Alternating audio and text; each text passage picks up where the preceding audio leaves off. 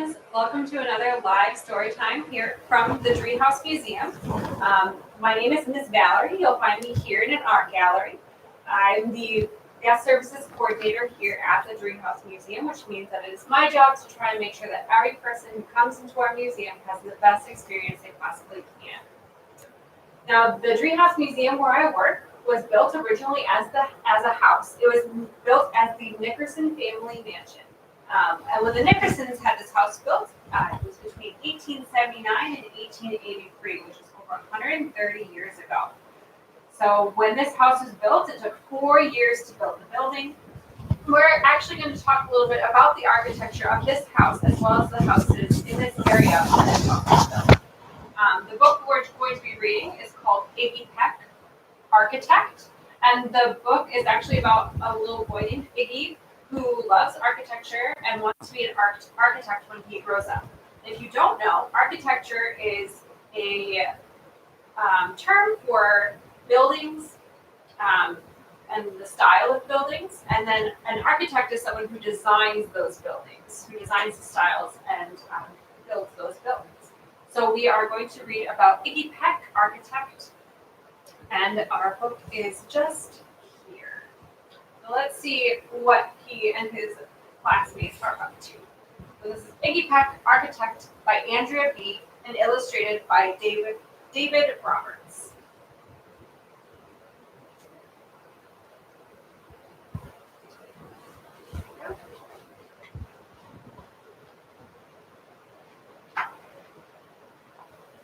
Iggy Peck is an architect, and he has been since he was 2, when he built a great tower in only an hour, with nothing but diapers and glue. "Good gracious, Ignatius," his mother exclaimed, "that's the coolest thing I've ever seen." But her smile faded fast as a light wind blew past, and she realized those diapers weren't clean. "Ignatius, my son, what on earth have you done? That's disgusting and nasty. It stinks."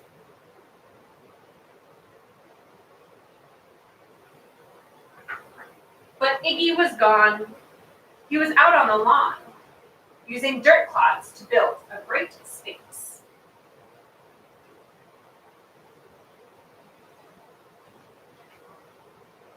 When Iggy was 3, his parents could see his unusual passion would stay. He built churches and chapels from peaches and apples, and temples from modeling clay.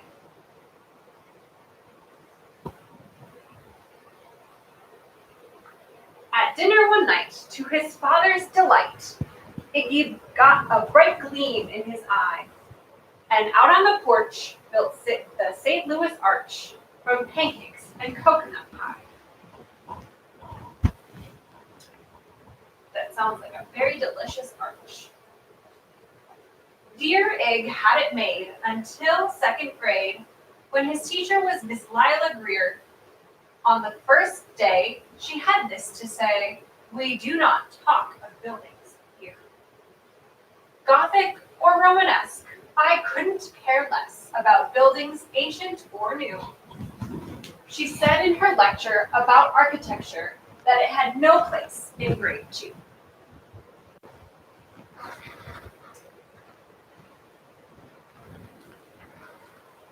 That might seem severe, but she was sincere, for when she was no more than 7, she had a great fright at a dizzying height in a building so tall it scraped heaven. On an architect's tour of the 95th floor, young Lila got lost from the group.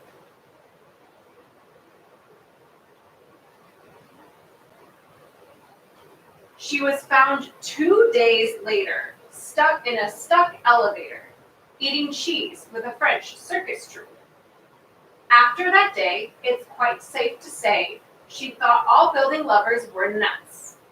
As a teacher, she taught that, above all, one ought to avoid them, no ifs, ands, or buts.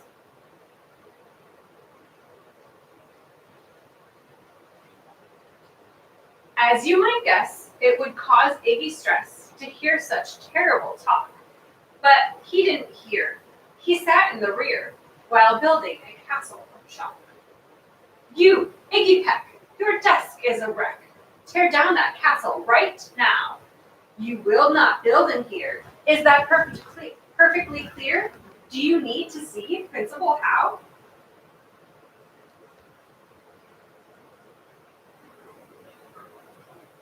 No, ma'am, Iggy said. He lowered his head, and his heart sank down to the floor.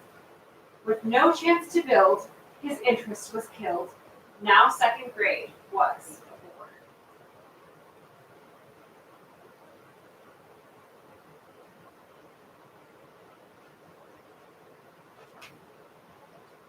After 12 long days that passed in a haze of reading, writing, and arithmetic, Miss Greer took the class to Blue River Pass for a hike and an old-fashioned picnic.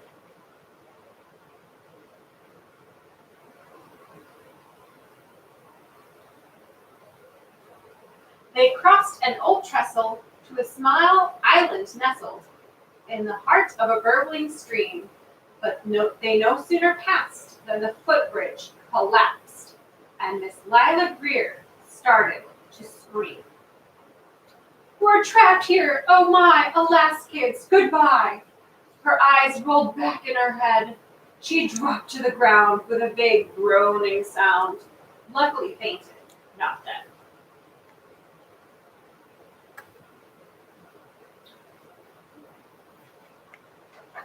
The class was amazed.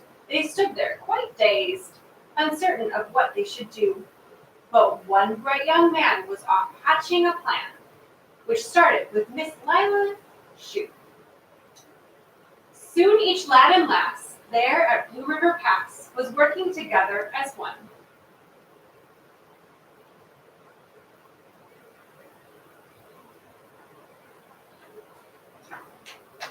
And when she came to, Miss Lila Greer knew that something quite brave had been done. She looked in the air and saw hanging there a structure with cables and braces, and on the far side, beaming with pride, were 17 smiling young faces. Boots, tree roots and strings, fruit roll-ups and things, some of which one should not mention, were stretched ridge to ridge in a glorious bridge, dangling from shoestrings to suspension.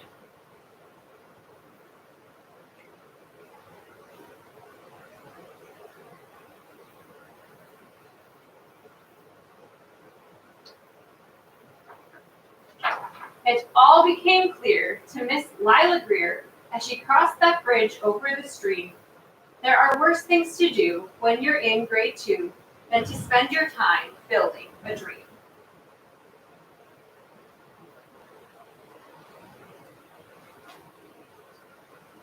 Now every week at Blue River Creek Elementary in second grade, all the school kids can hear, along with Miss Greer, how the world's greatest buildings were made. The weekly guest speaker in t-shirt and sneakers talks of buildings from Rome to Quebec. Of course, he's the guy who builds towers from Pac, that brilliant young man, Iggy Peck.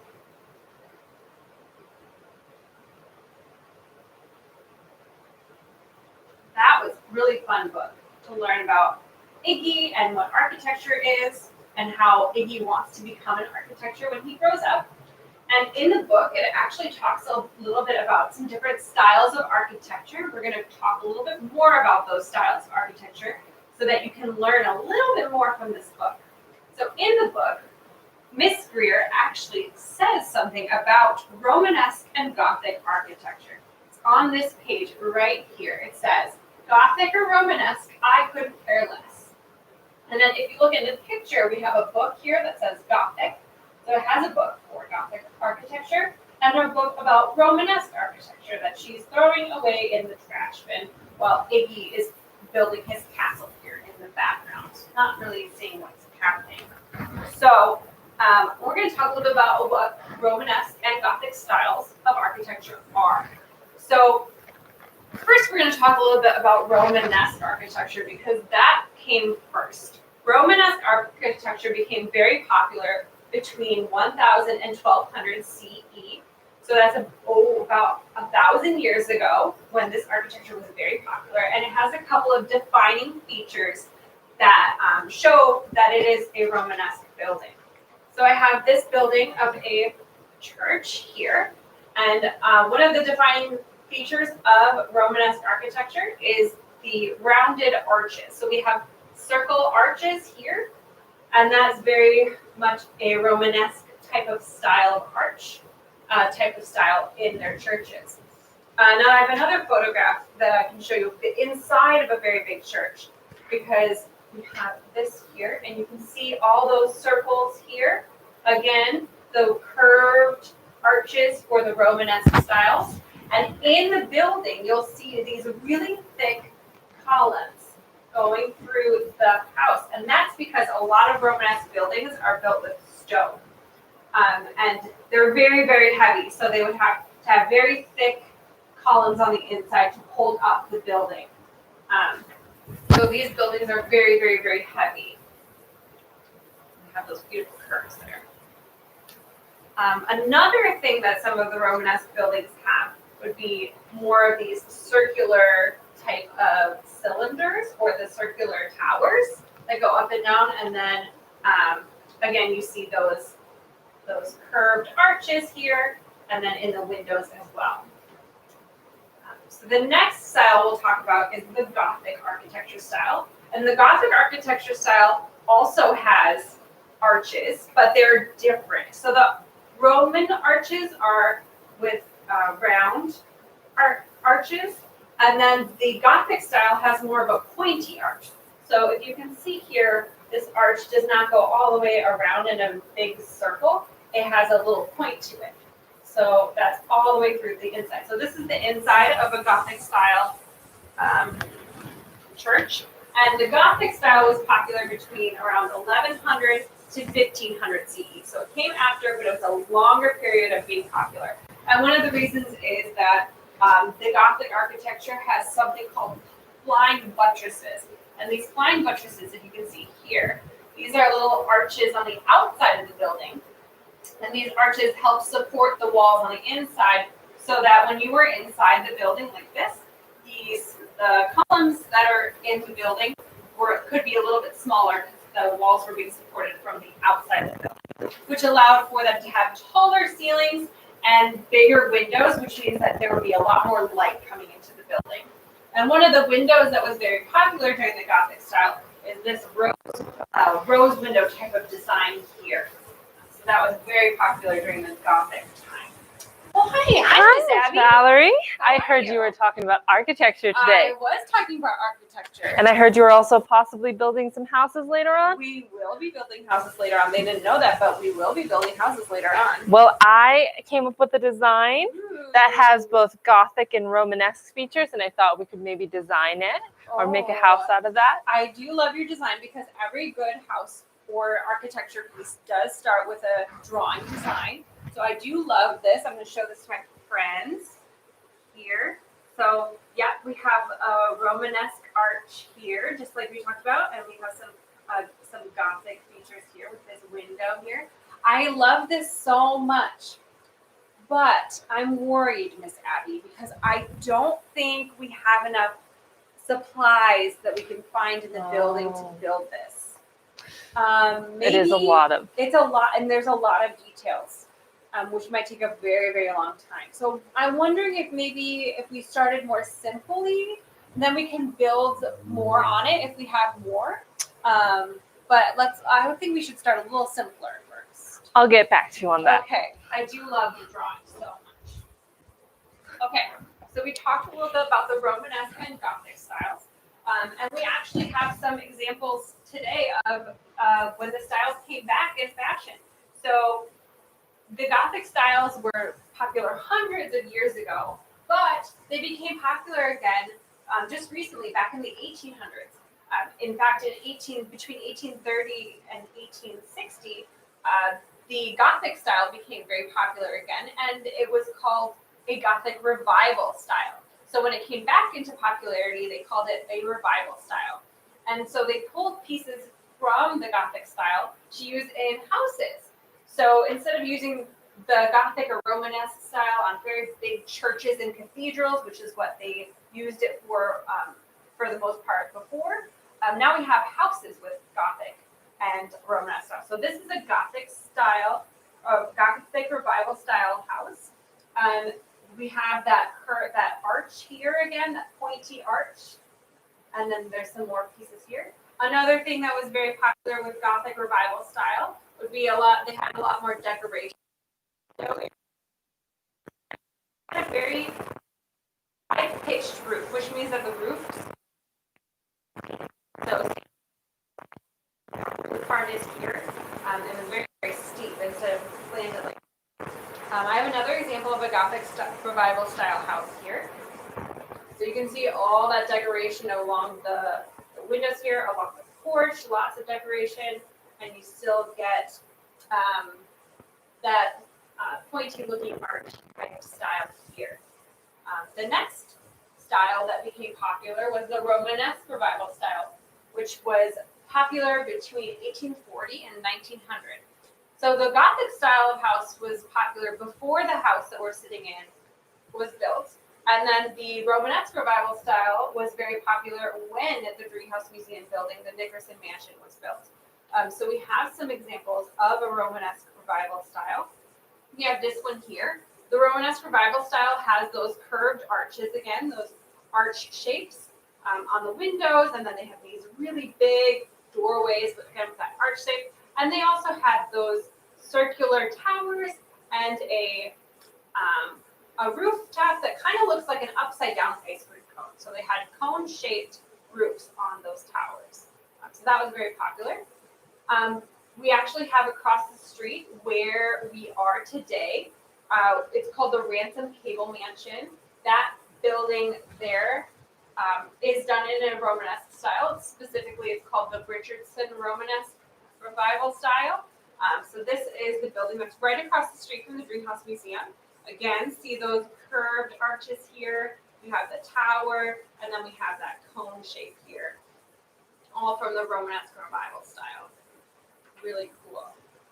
That building is still there today. You can see it if you come to the museum. It's right across the street. The building we're in right now, the Driehaus Museum, or what used to be the Nickerson family mansion, is not done in a Romanesque Revival style. It's also not done in a Gothic Revival style. I actually have this book here called An American Palace. It's one of our books here at the Driehaus Museum. And inside it has some great photographs of the Nickerson family mansion. So this is what the building looked like when it was a house. And this is kind of what it looks like today as the museum. So this building is very, very simple on the outside. It's not Romanesque Revival. It's not Gothic Revival. It's not really anything very, very, very specific. But it does pull a lot of its inspiration from Italian types of styles. And one of the styles that you can see in this photograph, if I can get the book open for us, is this piece here. So if you look, you'll actually see that Romanesque arch shape here in the porte cochere entrance where the carriages would drop off their people. So there is a lot of different influences, and it's a very simple building. But it's very beautiful and stately, and of course made of stone, just like the Romanesque Revival style. So that is where the Nickersons would have lived back in the 1800s.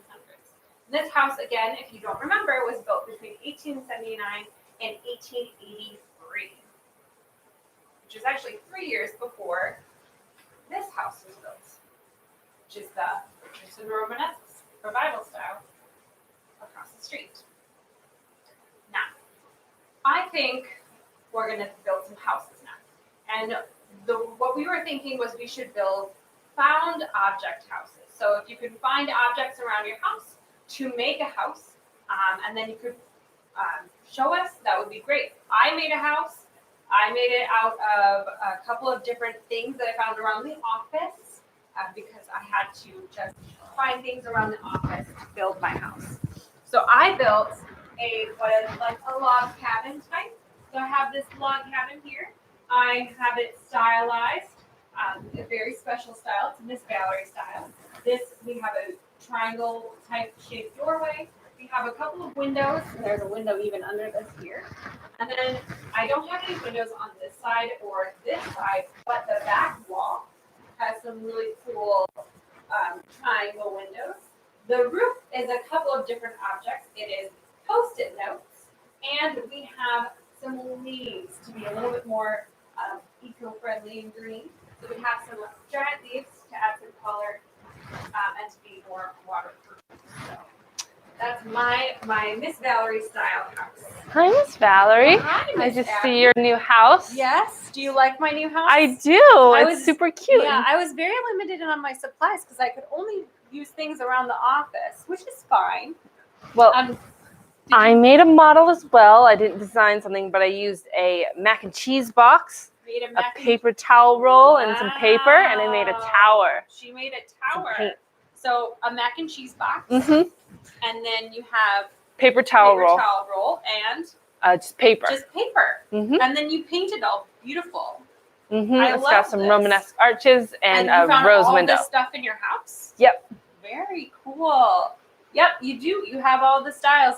I had a Miss Valerie style house. You have a Romanesque arches and a Gothic style window, and even some vines. So we both have plants on ours. Awesome. Do you want to build a house with me? I would love to build a house. Great. So I think we have Legos. Yes. Yeah, we have I found some Legos here in the museum from a project that we did a while ago. So we have our base and we have a door. Do we have any walls I can put on here? We do. I found some walls with some windows. Great. So this wall will go here, right next to the door. And they're symmetrical, Oh, which is very nice. Done much in a like the Gothic. Style, Ooh, it's very symmetrical. I will put that door back. Do not worry. That door will go right back where it's supposed to go. Right between the two windows. Right there. It's going to go back here. It's going to go right there. Do you want me to hold it? Got it. Okay. I got it. And we've got a roof for everything. Ooh, a window. Very Gothic style because of the high-pitched roofs. Mm-hmm. Here we go. It's harder than it looks. Yes. There's a lot of different pieces. Lots of pieces. I'm going to do this. This is what I'm going to do. I'm going to do one piece at a time. Here we go. That probably helps. That is much better. Nope. Make sure that the window is nice and protected from the weather. Okay. And then we have a simple wall, but it has a little bit of decoration on top. Decoration for the wall here. Great. And I found a wall that has also a staircase. Ooh, this wall has stairs on it. So you can walk up the stairs to the second floor. Awesome. I'm going to put it right here. This would be so fun to play with if I had some people. They could walk up these stairs, go through this door here. So fun. I love it. We did a good job. Yes. We did a great job on this house. Okay. We would love to see your houses. If you wanted to build a piece of architecture or even build your own house, you can do it Romanesque or Gothic style, or you can do it in your very own personal style. Just like your house. Just like my house, my very personalized Miss Valerie style log cabin. So we would love to see any of your creations. If you want to send them in to us at info@driehausmuseum.org. That is our email address. It's also in the description box below. If you would like to send us any of your creations, if you want to go back to any of our other videos and do any of those other projects that we did in those videos, those live videos are still up on our YouTube channel. So please let us know about your architecture and your designs. Until next time, this is Miss Abby, my friend Miss Abby. I'm Miss Valerie here from the Driehaus Museum Gallery. And until next time, bye. Have a great day.